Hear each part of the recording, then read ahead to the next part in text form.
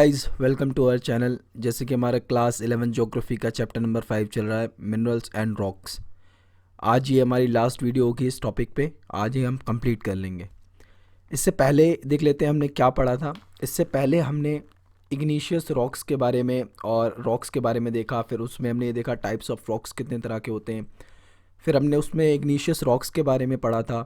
इग्नीशियस rocks कैसे बनते हैं हमारे, तो ये अगर आप देखें तो प्राइमरी रॉक्स भी हम इन्हें कहते हैं। और ये हमारे देखा जाए तो मैग्मा जो आता है, जो सॉलिडिफाइड होता है, उसके बाद जो हमारे बन के आते हैं इग्नीशियस रॉक्स निकल के आते हैं उससे। फिर इसमें हमने पूरा देखा था कि इनमें टेक्सचर का भी एक डिफरेंस होता है। टेक्सचर भी हमारा जो है डिफरेंस आ जाता है, वो मैंने आपको बताया था। ये एक इम्पॉर्टेंट पॉइंट भी है जो आपको याद रखना है। इसमें जो मॉल्टन मटेरियल है जो बाहर आकर के आ जाता है, तो वो सडन कूलिंग की वजह से क्या होता है, उसका जो आप देखें स्ट्रक्चर में जो है स्मॉल और स्मूथ ग्रेन ही रह पाते हैं। और यही जो हमारा हमारा अगर देखें अर्थ के इंटीरियर में ही अगर कोई रॉक सॉलिडिफाइड हो जाता है, मैग्मा अगर सॉलिडिफाइड हो जाता है, वो रॉक बन जाता है, तो उसके ग्रेन हम देखें तो हमें लार्ज देखने के लिए मिलते हैं। क्यों? क्योंकि वहाँ पर उसे एक प्रॉपर टाइम मिल जाता है डेवलप होने के लिए। क्योंकि इतना तो वहाँ पर जल्दी मतलब कि एक कोई एटमॉस्फेयर ऐसा नहीं था जहाँ पर वो जल्दी ही सॉलिडिफाइड हो पाए। अंदर तो हीट होती है, इसकी वजह से टेम्परेचर हाई होने की वजह से क्या हुआ, वो धीरे धीरे धीरे धीरे सॉलिडिफाइड हुआ। ऐसे ही हमने देखा था मीडियम भी, कुछ रॉक्स ऐसे होते हैं जो मीडियम स्टेज तक पहुंच पाते हैं। और ये कुछ एग्जांपल्स वगैरह देखे थे। एंड ये हमने इग्नीशियस रॉक्स के देखे थे। और ये हमने उसके बाद सेडिमेंट्री रॉक्स पढ़ा था। सेडिमेंट्री रॉक्स कौन से होते हैं, जो हमारे देखा जाए तो हमारा जो सेटल हो जाते हैं, यानी कि सीधा अगर आप वर्ड की बात करें तो सेटलिंग, यानी कि सेटल हो गए हमारे। जो हमारा रॉक होता है इग्नीशियस रॉक से जो हमारे फ्रेगमेंटेड रॉक्स बनते हैं, वो जा कर के सेटल हो जाते हैं। यानी कि कहीं से मान लीजिए ये हमारा रॉक है, ये इसमें मान लो फिर हमारे क्रैक्स पड़े, फिर ये क्या हुआ, हमारा फ्रेगमेंट हो गए ये रॉक्स। फिर क्या होगा, इसमें से ये जो फ्रेगमेंटेड पार्ट है ये इरोड हो करके इरोड हो करके जा करके एक जगह पे डिपॉजिट हो जाते हैं। तो यही क्या बन जाते हैं, हमारे सेडिमेंट्री रॉक्स बन जाते हैं। तो यही सारी चीज़ें हमने पढ़ी थी उसमें। और इसमें हमने देखा था जो हमारा मोड ऑफ फॉर्मेशन है, सेडिमेंट्री रॉक्स का जो मोड ऑफ फॉर्मेशन है, वो 3 मेजर ग्रुप में हमने बांट रखा है। पहला मैकेनिकली फॉर्म्ड जो हुए हैं, सेकंड ऑर्गेनिकली जो फॉर्म्ड हुए हैं, और तीसरा जो है केमिकली फॉर्म्ड हुए हैं। इनको भी हमने देखा था अच्छे से। और ये हमारे टाइप्स वगैरह हमने कुछ देखे थे। ये देखिए, अगर आप सेडिमेंट्री रॉक्स देखें तो इसमें आपको लेयर लाइक स्ट्रक्चर भी देखने के लिए मिल जाता है। तो वही यहाँ पर बताया गया। ये देखिए, यहाँ पर आपके बहुत सारे रॉक्स जो है फ्रेगमेंट होकर के एक जगह कंपैक्ट हो गए हैं। तो ये हमारा क्या सेडिमेंट्री रॉक्स बना रहे हैं। और इसी प्रोसेस को हम क्या कहते हैं, लिथिफिकेशन कहते हैं। आई होप आपको समझ में आ रहा होगा। इसमें आप देखें तो लेयर लाइक स्ट्रक्चर बन गया है। आज जो हम पढ़ने वाले हैं वो मेटामॉर्फिक रॉक्स के बारे में पढ़ने वाले हैं। The word metamorphic means change of form. Okay, अब हम क्या पढ़ने वाले हैं, जो हमारा पहले ही एग्जिस्टिंग रॉक्स हैं, तो उस पर क्या हुआ है, हमारा ऐसा एक्शन ऑफ प्रेशर पड़ा है, वॉल्यूम और टेम्परेचर में चेंज की वजह से क्या हुआ है, हमारा जो रॉक्स है वो पूरी तरीके से चेंज हो जाता है। और फिर हम उसे क्या कहने लगते हैं, मेटामॉर्फिक रॉक कहने लगते हैं।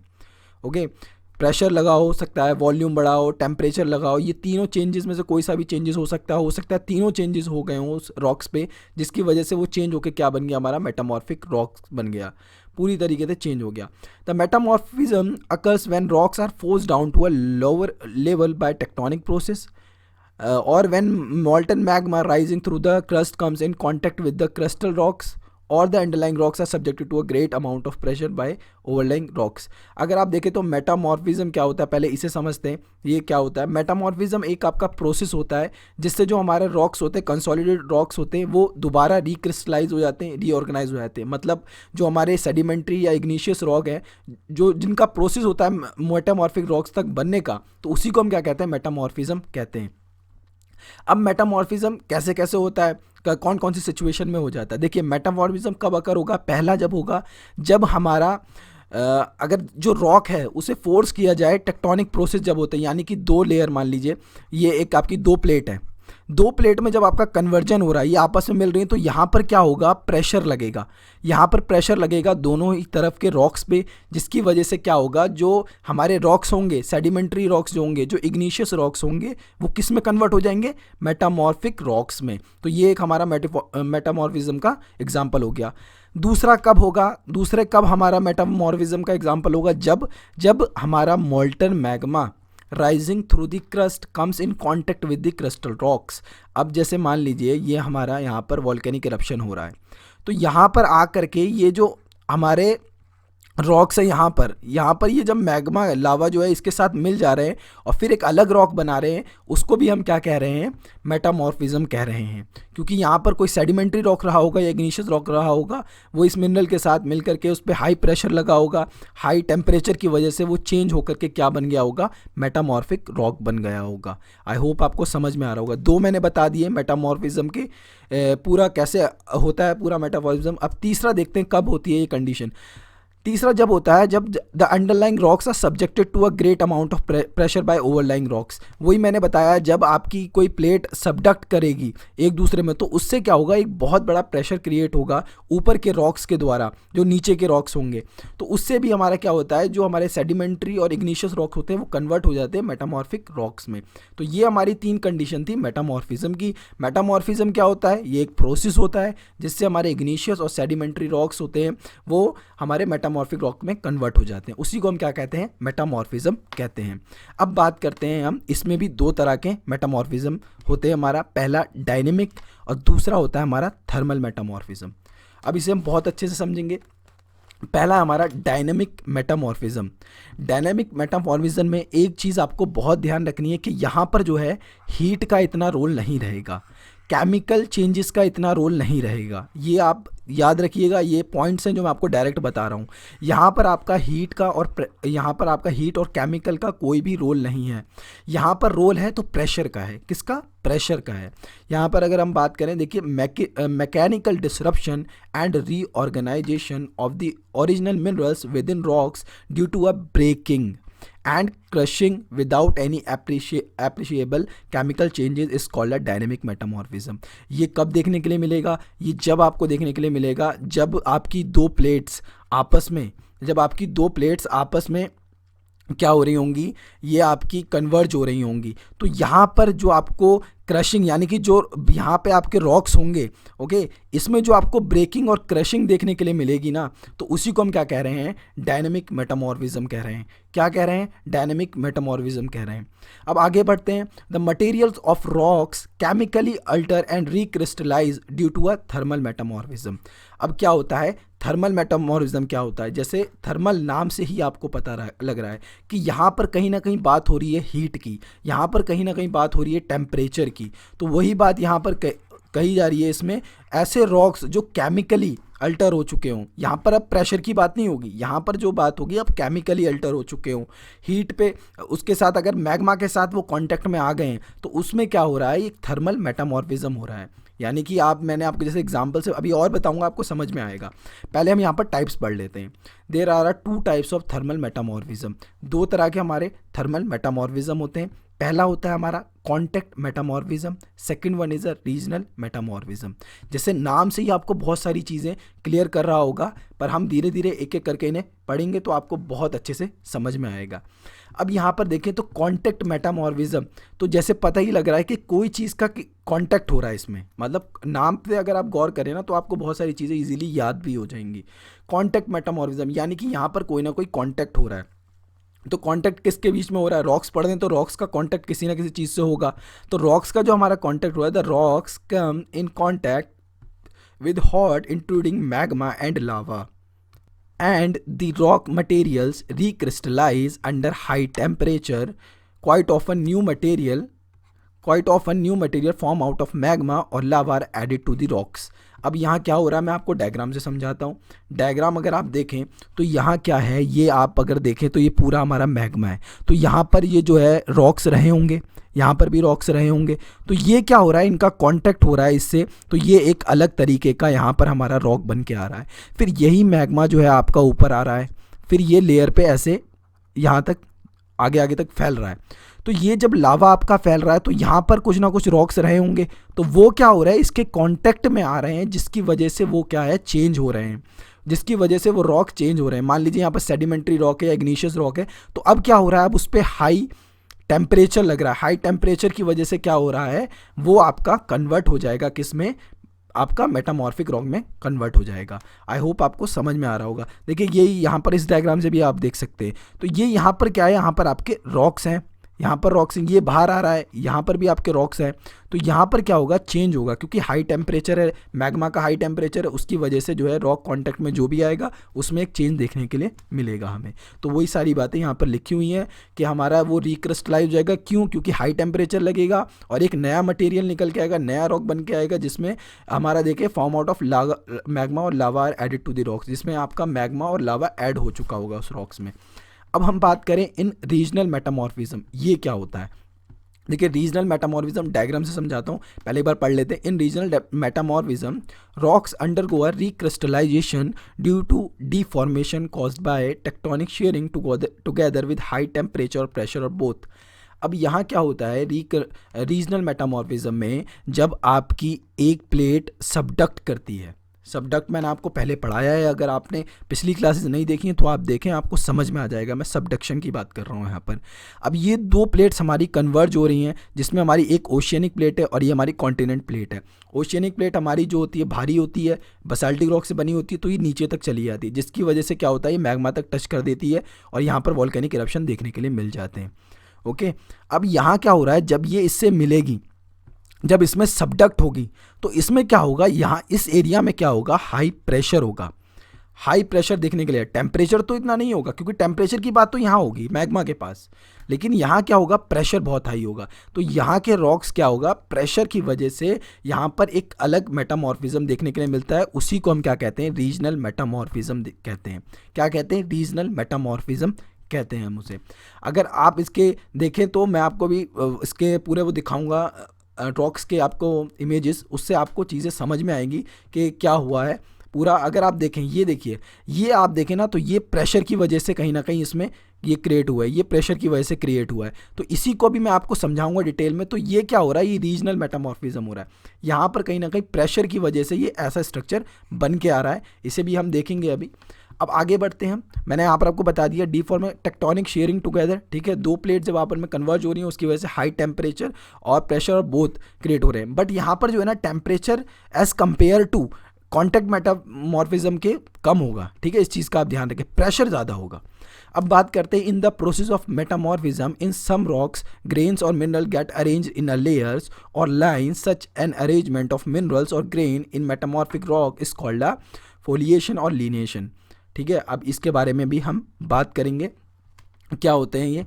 अब इसमें आप देखें तो ये आप देखें, यहाँ पर आपको रॉक्स देखने के लिए, रॉक्स में आपको एक लेयर देखने के लिए मिल रही है, ये लेयर देखने के लिए मिल रही है। तो ये लेयर देखने के लिए मिल रही है, इसमें भी आपको देखें तो स्लैब टाइप के देखने के लिए मिल रही है। तो इसी को क्या कह रहे हैं हम, इसी को हम कह रहे हैं फोलिएशन और लिनेशन, यानी कि लाइन से ही आप देखो पता लगा, लाइनें जिसमें देखने के लिए मिल रही हैं। तो इसी जो हमारा ये प्रोसेस है मेटामॉर्फिज्म का, जिसकी वजह से कुछ रॉक्स में लेयर्स बन जाती हैं, लाइंस बन जाती हैं, उसी को हम क्या कहते हैं, फोलिएशन और लिनिएशन। इन्हीं फिर रॉक्स को हम फोलिएटेड रॉक्स कहने लगते हैं, नॉन फोलिएटेड रॉक्स कहने लगते हैं। अब आगे बढ़ते हैं। समटाइम्स मिनरल्स और material of different rocks are arrange into a alternating thin to thick layer appearing in a light and dark shades such as structure in metamorphic rocks is called a bending.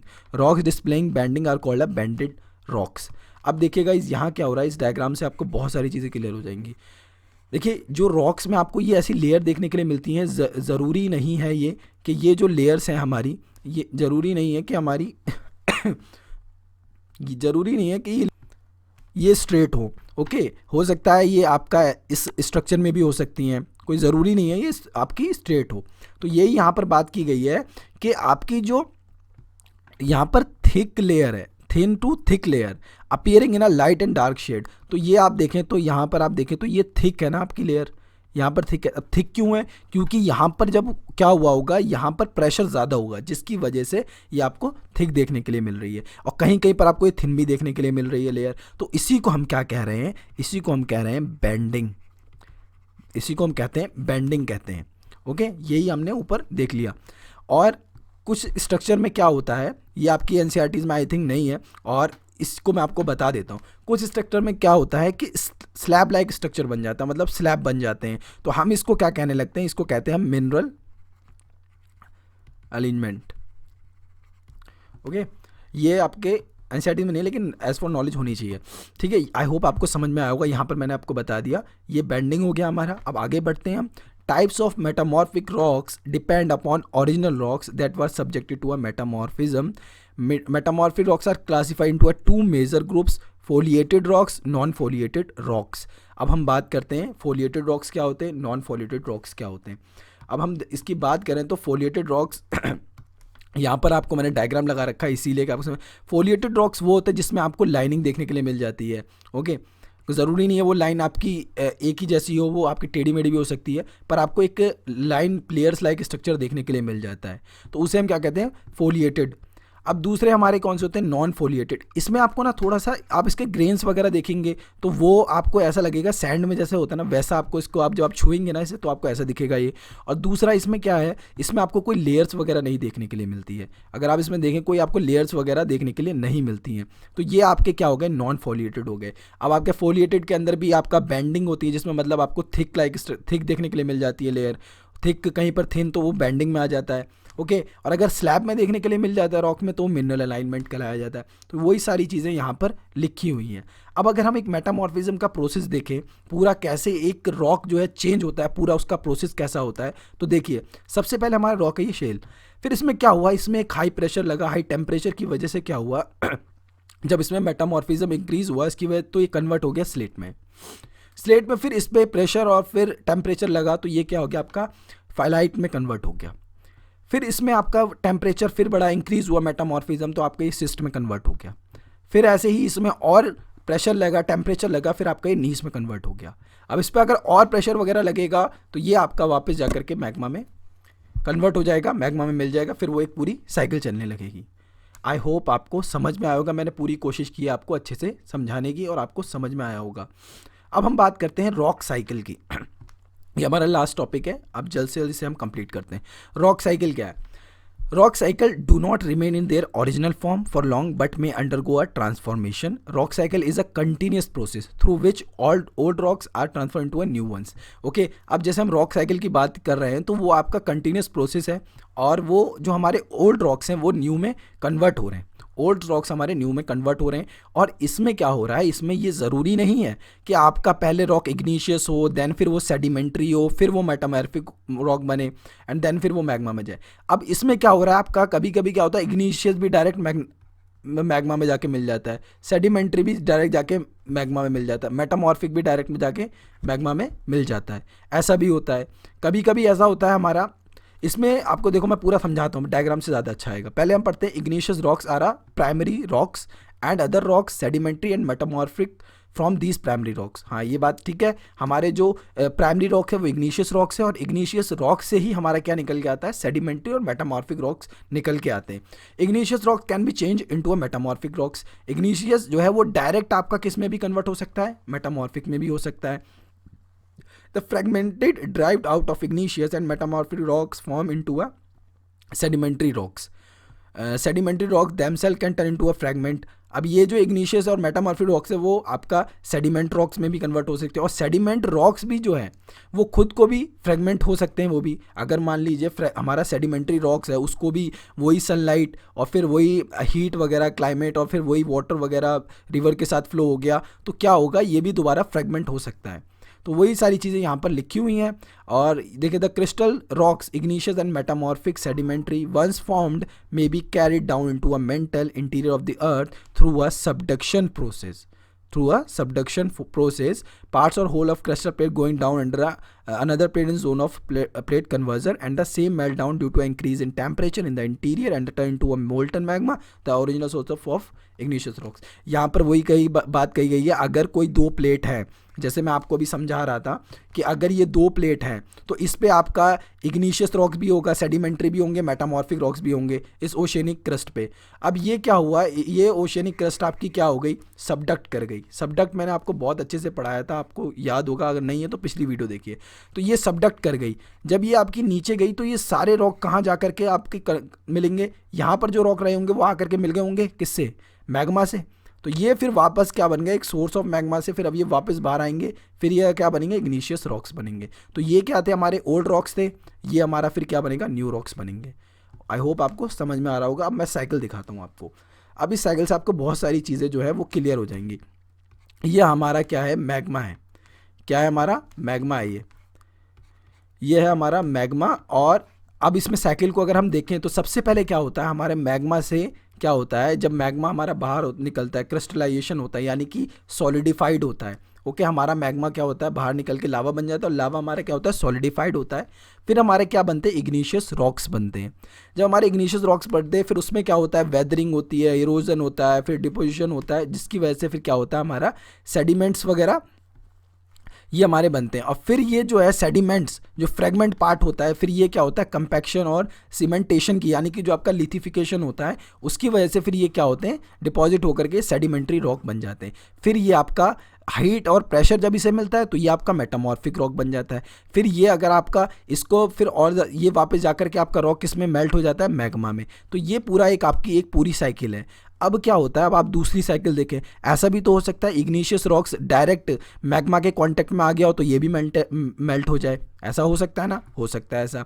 ठीक है, दूसरा हमारा अगर देखें igneous rock है, उसे heat और pressure मिला तो फिर वो डायरेक्ट मेटामॉर्फिक रॉक मिल सकता है। अगर उस लेवल का इग्निशियस रॉक को हीट और प्रेशर मिल जाता है तो वो डायरेक्ट मेटामॉर्फिक रॉक भी बन सकता है। अब ऐसा भी हो सकता है कि जो हमारे सेडिमेंट्री रॉक है तो ये भी डायरेक्ट जाकर के क्या मेल्ट हो सकते हैं मैग्मा में, ये भी हो सकता है।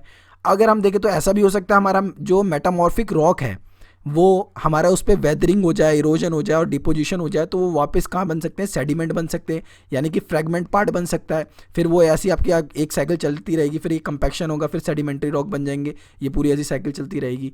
तो यहाँ समझाने का बस यही मेन मकसद है कि ये जो आप साइकिल देख रहे हैं ना रॉक साइकिल, इसके अंदर आपको मल्टी साइकिल देखने के लिए मिल सकती हैं। ओके, डिफरेंट तरीके से जो हमारा ओल्ड रॉक है वो कन्वर्ट हो रहा है, किस में, न्यू में कन्वर्ट हो रहा है। किस में कन्वर्ट हो रहा है, न्यू में। लेकिन इसका जो मेन अगर देखें तो रोल किसका है, इसमें मैग्मा का ही है। आपके रॉक को फॉर्मेशन में आपका मेन रोल किसका है, आपका मैग्मा का ही है। कि आपका पहले वो पूरा एक साइकिल भी है मेटामॉर्फिक रॉक्स तक, फिर कभी कभी इग्निशियस डायरेक्ट मेल्ट हो जा रहे हैं, कभी मेटामॉर्फिक डायरेक्ट मेल्ट हो जा रहे हैं, कभी सेडिमेंट्री डायरेक्ट मेल्ट हो जा रहे हैं, और कभी आपके मेटामॉर्फिक में आपका वेदरिंग इरोजन हो रहा है वो सेडिमेंट्स बन जा रहे हैं, कभी आपका इग्निशियस रॉक पे हीट और प्रेशर उस लेवल का पड़ रहा है तो मेटामॉर्फिक रॉक डायरेक्ट बन जा रहे हैं। तो यहाँ कोई ज़रूरी नहीं है कि एक पूरा प्रोसेस हो, ये सारी साइकिल्स चल रही हैं। आई होप आपको समझ में आया हो। अगर आप इस डायग्राम से देखें तो आपको और भी समझ में आएगा। ये इग्निशियस रॉक है, यहाँ पर आप चेंज हो गया, हीट और प्रेशर लगा, केमिकल एक्शन की वजह से डायरेक्ट मेटामॉर्फिक रॉक बन गया। और यही मेटामॉर्फिक रॉक को अगर को मेल्ट हो गया डायरेक्ट तो ये मैग्मा में पहुंच गया।